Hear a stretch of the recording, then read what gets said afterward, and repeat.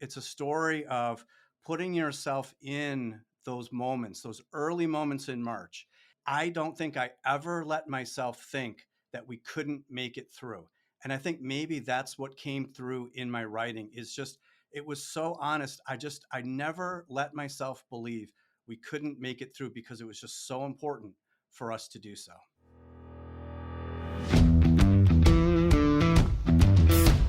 Technology is transforming how we think, how we lead, and how we win. From InterVision, this is Status Go, the show helping IT leaders move beyond the status quo, master their craft, and propel their IT vision. On September 2nd, 2020, I had the opportunity to interview Steve Johns. Steve is the CEO of OneCause. This interview took place right here on Status Go. Steve's leadership during the dual crises of the pandemic and the murder of George Floyd was, in my opinion, one of the greatest examples of leading through chaos that I have ever seen. I'd encourage our listeners to go back and listen to that episode if you have not heard it. And even if you had, go back and give it a listen to again. The lessons that are in there will just pop out. Now, towards the end of that conversation, I asked Steve about a commitment he had made to his organization. And that commitment began on March 26th. He committed to providing a weekly update, a transparent weekly update. Well, I'm excited to have Steve back on Status Go. He's now authored a book, Fearless: Leadership Lessons at the Crossroads. This book is a collection of some of those updates and the leadership lessons Steve learned at the time, or possibly even in the months since.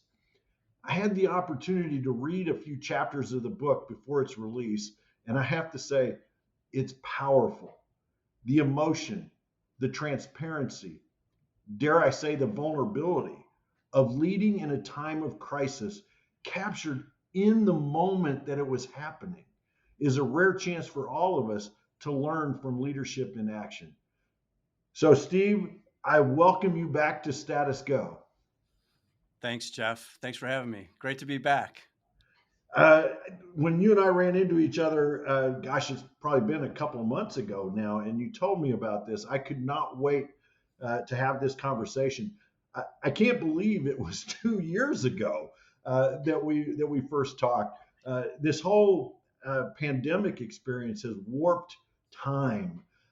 Before we dive into the book itself, can you catch us up just a little bit? How are you doing? How is OneCause, the organization, doing, and how is your team doing 2.5 years into this thing?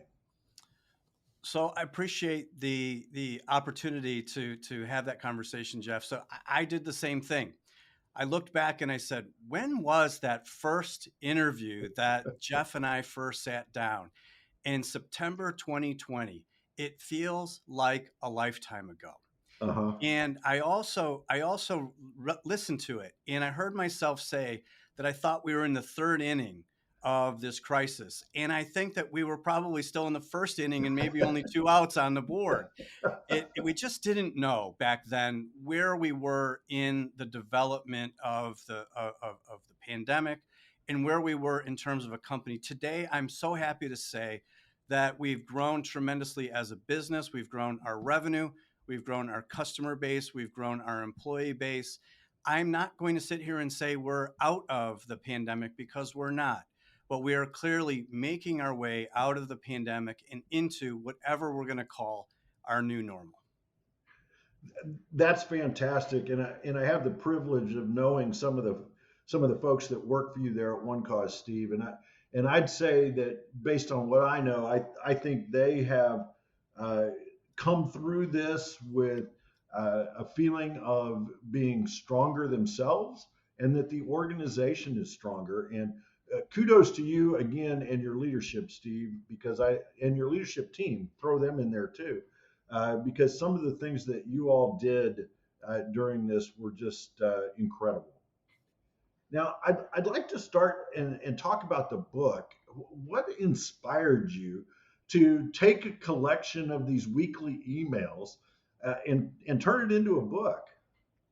Such a great story because as I sit here, it does feel funny to be interviewed as an author because what I will tell you is that I am an accidental author. I did not set out to write a book. As you communicated in your opening, I sat down to write a piece, and I wrote a piece every week, and that piece Yep. was to write an update to the company on how we were doing, how we as we managed our way back out of the pandemic, and it was a commitment that I made of full transparency to document our way back so that when the team we went distributed 100% on March 17th, and so everyone needed something of a tether, everyone needed some communication to see how we were doing, and week by week I derived inspiration from current events, I derived inspiration from television, from other sorts of media, and I turned that into lessons in mindfulness and time management and just various things to let people know that they weren't alone, to let people and to give some and also to give some tools for people to use to help manage that time, and help be more effective and feel comforted as we all worked through this global crisis. So the title of the book is Fearless. And I've got to ask, put yourself back in those early days. Were there times that as a leader you were afraid? I would say this: to be fearless is to recognize that there's so much unknown, but still be willing to take action. To Yeah. be fearless is and you use the word vulnerability, and I'll use the word vulnerable. I made myself vulnerable, and it's okay. And it's okay for a CEO to not have all the answers. And I'm telling you, CEOs aren't comfortable with that. So, and so we use other words. We use code words like, how many times did you hear somebody say, well, there's no playbook for this, Mhm. or these are unprecedented times. These are code words for, this has never I have no experience in this area, and I really don't know what to do next. But you're not going to say that honestly. But you have a plan, you lay out a vision, Yeah. and you stay committed to that plan, and you don't get bogged down in analysis paralysis. And I think so for me, being fearless is recognizing the unknown, being Mhm. vulnerable, having a plan, getting everybody to get behind you and take action towards the accomplishment of that plan. But again, there's this underlying unknown that you just don't know what territory that you're moving into. As you were writing these in the moment, over the course of 2020 and 2021, I imagine you were picturing your team, your organization as who you were writing those letters to. As you started to put this together into a book, who were you writing it for then? I continue to write updates to the company. It's the company has always been the intended audience. The idea for the book actually came together in the summer of 2021. We had an all company meeting in July, and the marketing team, as a gift to me, took the updates to that point in time, put them in a spiral notebook, and handed them to me, a bound spiral notebook. And literally, we were flipping through it saying, there might be a book here. Mhm. And it was kind of a joke, and it was kind of not a joke. And I continued to write the updates, and we continued to gather them, and we finally said, there's definitely a story here. And to your Mhm. point, it's a story of putting yourself in those moments, those early moments in March, and then really following on along on this journey. And what I really loved about the book as it came together, Jeff, it was, this is not about me. My name is on the front cover of the book. It is not about me. It is not about OneCause. It is about all of us collectively together working with our nonprofit customers to keep fundraising in the face of this threat to our very existence. And it was recognizing that it was so much more important than just the continued survival of OneCause. It was the continued survival of what we did together with our customers, pursuing the funding of their missions, and we had to be there for them. And that was really what drove. And so, again, you look back on some things, I don't think I ever let myself think that we couldn't make it through. And I think maybe that's what came through in my writing is just, it was so honest. I never let myself believe we couldn't make it through because it was just so important for us to do so. I think that the vulnerability that comes through in your writing, but also that confidence that you just said, that confidence that everything we were going to make it through, everything was going to be okay. Uh, I gotta believe that that's what your team was kind of hanging on to. Was, yeah, here's our leader, and we're in this unknown situation. He's being vulnerable. He's talking about, you know, the bottom literally falling out of your business there in those early days when the live events went away. But the confidence to say we're going to get through this and we're going to get through it together.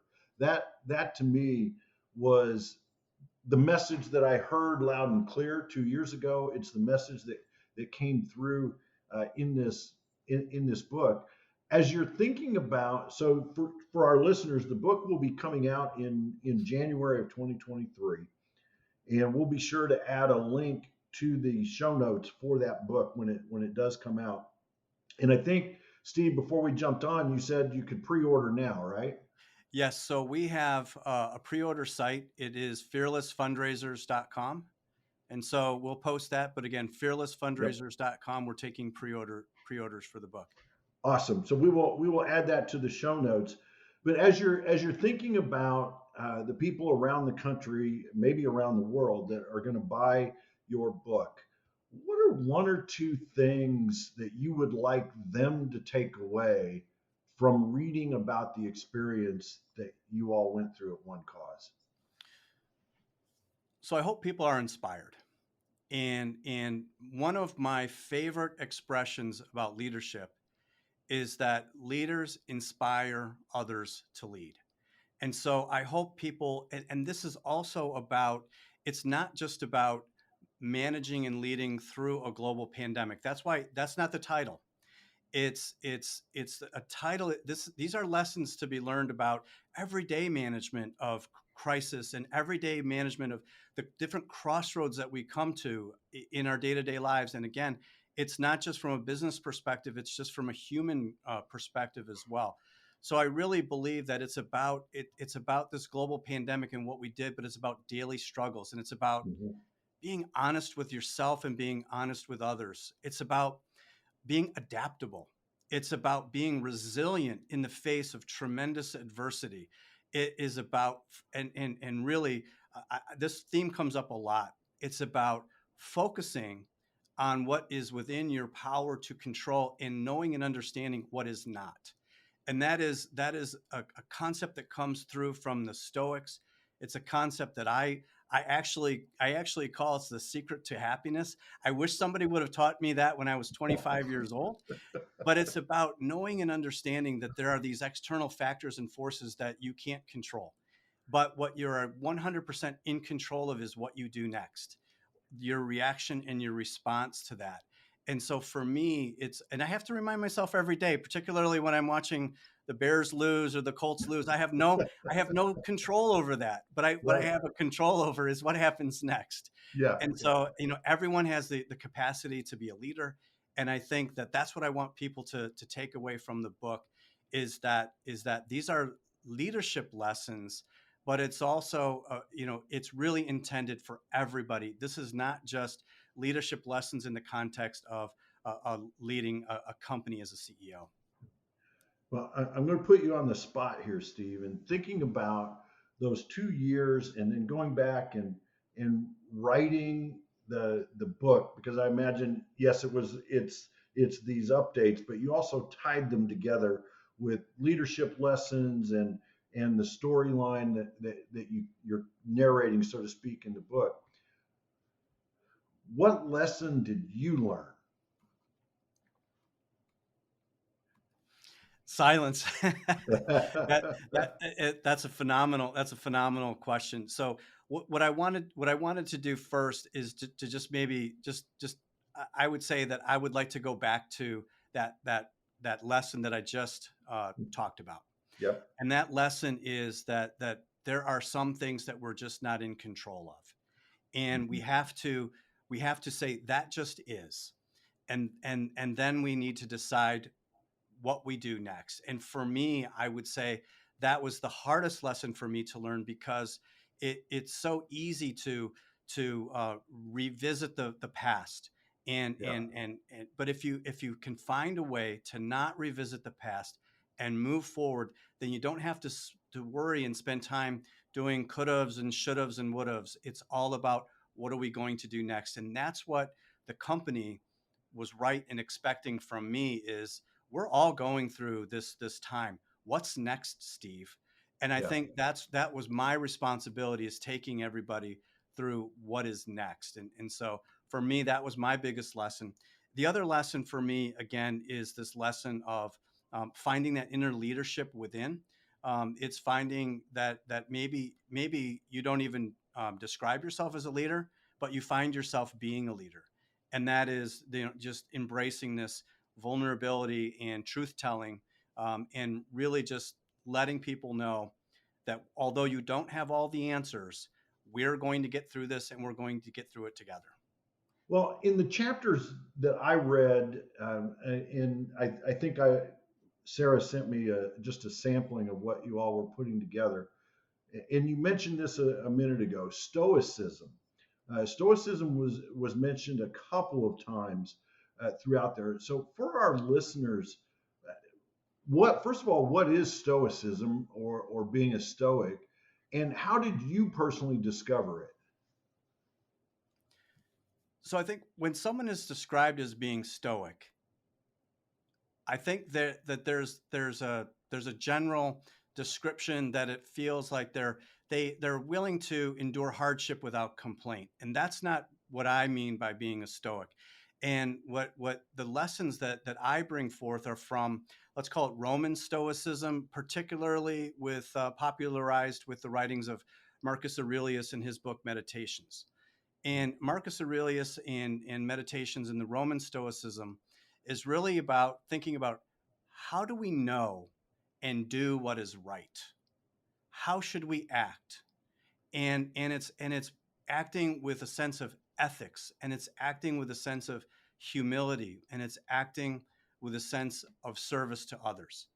And so that's and how did I get introduced to Stoicism? Yeah, yeah, I was having a networking meeting with a friend, and was that person was listening to me, and as I was really kind of talking about my own kind of personal thoughts and how I viewed life.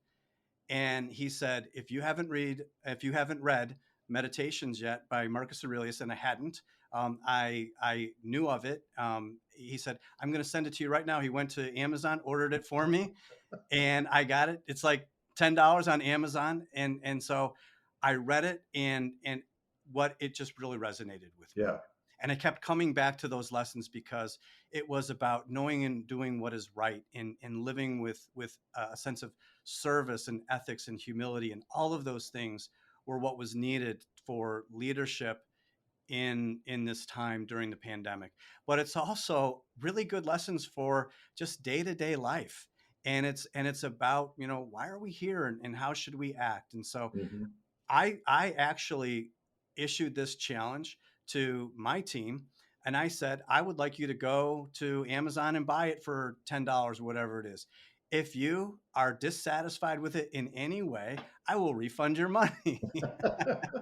I didn't get any requests for refund, but I was going to truly, ask if anybody asked for the refund. truly, it is the best $10 that you could spend.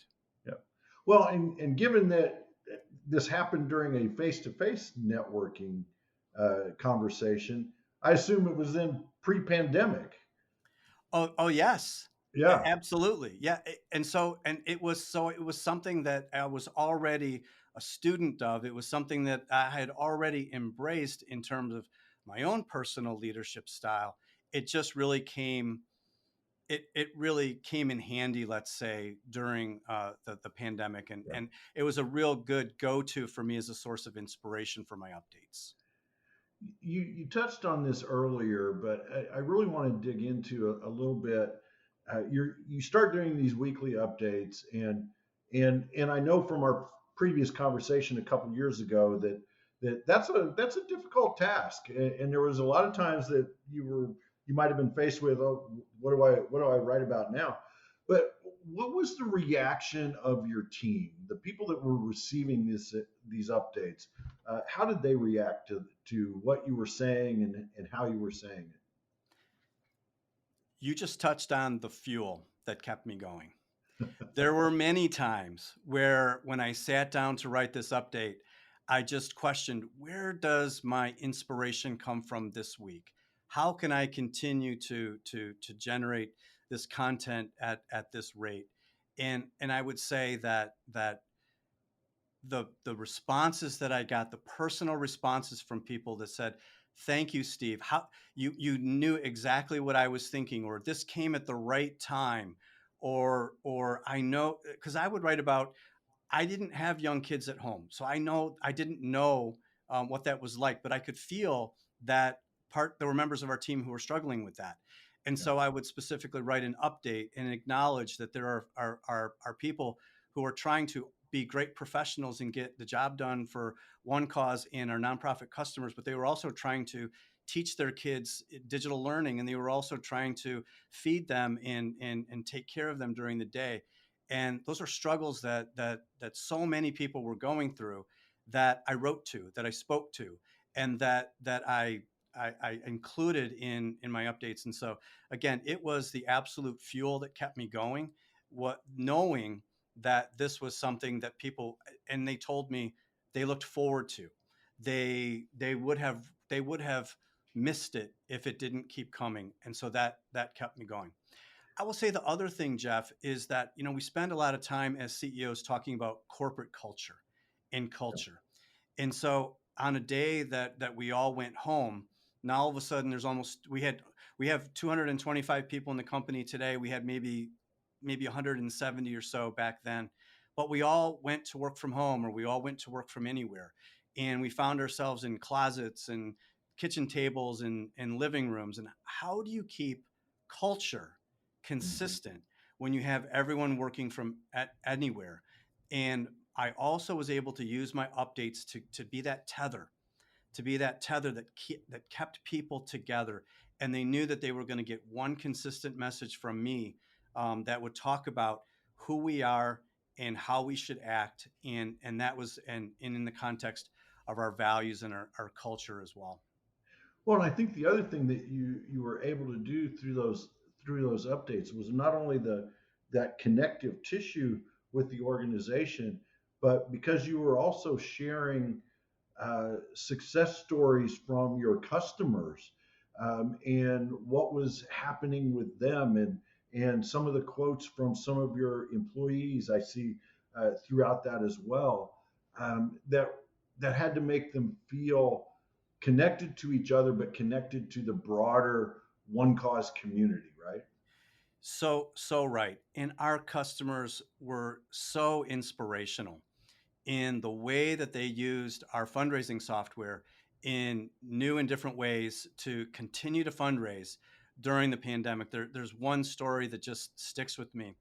There's an organization that's committed to fighting homelessness, and they hosted a night in the cold where, to maintain social distancing, everyone slept in their cars in a church parking lot. And that was to empathize with the plight of the homelessness sleeping in their cars, Yeah. but it was safe and social distance, and it was a fundraising, and it was a unique use of our fundraising software in the midst of this global pandemic. It wasn't 500 people gathering together in a ballroom and having a glitzy party. It was appropriate to the time, and it was appropriate to the cause. And that's just one of literally thousands of stories that were told, and then as you indicated, they're retold throughout the pages of the book. So Mhm. each chapter includes a lesson about things like mindfulness and things like time management, coupled with these success stories of our customers fighting through and overcoming adversity and continuing to fundraise. And then at the end of every chapter, there's 3 or 4 specific leadership lessons. And so there's about 16 chapters.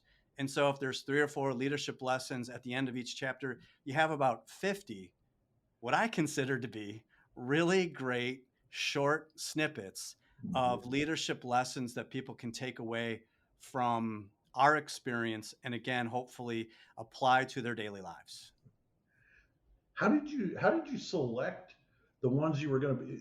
You don't have every week in here. At least I don't think. I haven't read the full book yet. But how did you pick the ones that were going to be in?